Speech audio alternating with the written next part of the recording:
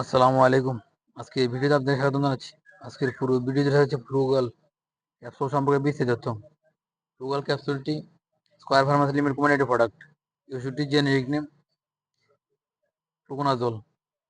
আজ জানাবো এই ওষুধটি কোন রোগের কাজ করে, এই ওষুধটি কীভাবে খাবেন এবং খাওয়ার নিয়ম কী, কারা খেতে পারবেন, কারা খেতে পারবেন না, এই ওষুধটি পার্শ্ব প্রতিক্রিয়া কী ও মূল্য কত। তবে তার পূর্বে যারা আমার চ্যানেলটি সাবস্ক্রাইব করেননি, যারা চ্যানেলটি নতুন দেখছেন, তারা চ্যানেলটি সাবস্ক্রাইব করুন, যাতে পরবর্তী নতুন নতুন মেডিসিনের ভিডিও পেতে পারেন। আর যারা সাবস্ক্রাইব করেছেন তাদেরকে জানা অসংখ্য ধন্যবাদ।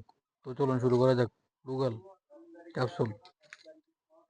ফ্লুগাল 150, প্রতিটি ক্যাপসুল আছে ফ্লুকোনাজল 150 মিলিগ্রাম, যে সকল রোগের ক্ষেত্রে নির্দিষ্ট হয়ে থাকে। ফ্লুগাল মূলত ছত্রাক বিরোধী একটি ওষুধ। এটি দাউদি একজিমার ক্ষেত্রে খুবই কার্যকরী একটি ওষুধ। ফ্লুগাল এছাড়াও তীব্র অথবা পুনরাক্রমণজনিত ভ্যাজাইনাল ক্যান্ডিডিয়াসিস, মিউকোসাল ক্যান্ডিডিয়াসিস যেমন ওরোফ্যারিঞ্জিয়াল ক্যান্ডিডিয়াসিস, ইসোফ্যাগাইটিস ও ক্যান্ডিডিউয়ারি, সিস্টেমিক ক্যান্ডিডিয়াসিস ও ক্রিপ্টোকক্কাস সংক্রমণে, মেনিনজাইটিস অর্থাৎ মস্তিষ্কের সংক্রমণে এই ওষুধটি নির্দেশিত হয়ে থাকে। ফ্লুগাল যেভাবে কাজ করে থাকে। ফ্লুগাল একটি ট্রায়াজোল জাতীয় ছত্রাক বিরোধী উপাদান যা ছত্রাক কোষ বিরোধীর এগারোস্টেবল সংশ্লেষণে বাধা প্রদান করে। ইহা বিস্তীর্ণ বনানী ছত্রাকের বিরুদ্ধে কার্যকর এবং মুখে খাওয়ার উপযোগী। মুখে প্রয়োগের ফলে ইহা দ্রুত শোষিত হয়। প্রয়োগকৃত মাত্রার 90% এরও বেশি। খালি ও ভরা পেটে দেহ অভ্যন্তরে ইহার পর্যাপ্ততা একই থাকে এবং গ্যাস্ট্রিক পিএইচ এর প্রভাব মুক্ত থাকে। প্লাজমার হাফ লাইফ প্রায় 30 ঘন্টা। মাত্র 11% প্লাজমা প্রোটিন যুক্ত থাকে এবং শরীরের সর্বত্র ছড়িয়ে পড়ে। ফ্লুকোনাজলের মাত্রার বেশিরভাগ মূত্রের সাথে অপরিবর্তিত অবস্থায় নিঃসৃত হয় এবং বাকি অংশ মেটাবোলাইট হিসেবে নিঃসৃত হয়। মাত্রা ব্যবহার বিধি। মাত্রা ও ব্যবহার বিধির ক্ষেত্রে প্রাপ্তবয়স্কদের জন্য মুখের মাধ্যমে গ্রহণ ও ফ্লুকোনাজলের শোষণ খুবই দ্রুত এবং সম্পূর্ণ হওয়ার মুখে খাওয়ার জন্য অথবা আইভির মাধ্যমে অর্থাৎ শিরায় মাধ্যমে গ্রহণের ক্ষেত্রে ফ্লুকোনাজল ডোজ একই রকম নির্দেশিত হয়ে থাকে। ওরোফিজিয়াল ক্যান্ডিডিয়াসের ক্ষেত্রে প্রথম দিন 200 মিলিগ্রাম শুরু করে পরবর্তীতে 100 মিলিগ্রাম হারে দৈনিক একবার করে 7 থেকে 14 দিন পর্যন্ত গ্রহণ করতে হবে।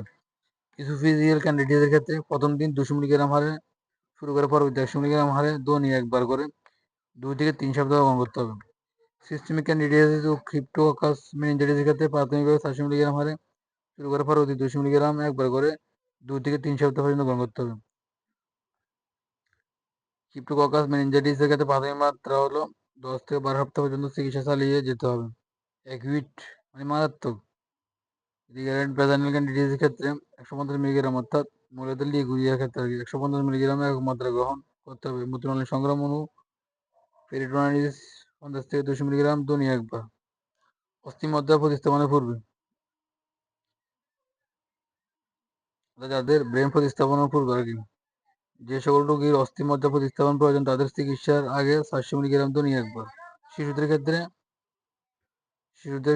শিশুদের জন্য নির্দিষ্ট মাত্রা হলো প্রথম দিন 6 মিলিগ্রাম কেজি ওজন হিসেবে, বাচ্চাদের ওজন হিসেবে 6 মিলিগ্রাম, পরবর্তীতে 3 মিলিগ্রাম হয়ে 2 সপ্তাহ পর্যন্ত চালিয়ে যেতে হবে। যে সকল ক্ষেত্রে ব্যবহার করা যাবে না ফ্লুকোনাজল। ফ্লুকোনাজল প্রতি অতি সংবেদনশীল রোগীদের ক্ষেত্রে ও যকৃতের অসুস্থতার জন্য ফ্লুকোনাজল ব্যবহার করা যাবে না।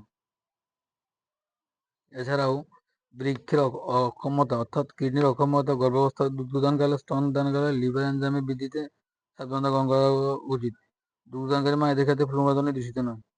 এই ওষুধটির পার্শ্ব প্রতিক্রিয়ার ক্ষেত্রে রয়েছে বমি ভাব, পাকস্থলীর অসহ্যতা, ডায়রিয়া, পাকস্থলীর প্লাজমা জমা, মাঝে মাঝে লিভার এনজাইমের অস্ত্রোচিত খুব সম্পত্তি ফুসকুড়ি ইত্যাদি সমস্যা দেখা যেতে পারে। অন্যান্য ওষুধের ক্ষেত্রে বিশেষ করে রিফাম্পিসিন অর্থাৎ যক্ষ্মার ওষুধের সাথে এই ওষুধটি ব্যবহার না করা উত্তম। আলো থেকে আর্দ্রতা দূর করে 30 ডিগ্রি সেলসিয়াস তাপমাত্রার নিচে সংরক্ষণ করুন। সকল ওষুধ শিশুদের নাগালে বাইরে রাখুন।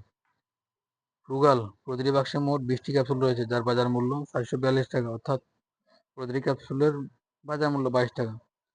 আজ এ পর্যন্ত আবার ফিরে আসবেন নতুন কোনো মেডিসিন ভিডিও নিয়ে, ততক্ষণ সাথে থাকুন। ভিডিওটি ভালো লাগলে অবশ্যই লাইক ও শেয়ার করে অন্যকে দেখার সুযোগ করে দিন। আসসালামু আলাইকুম।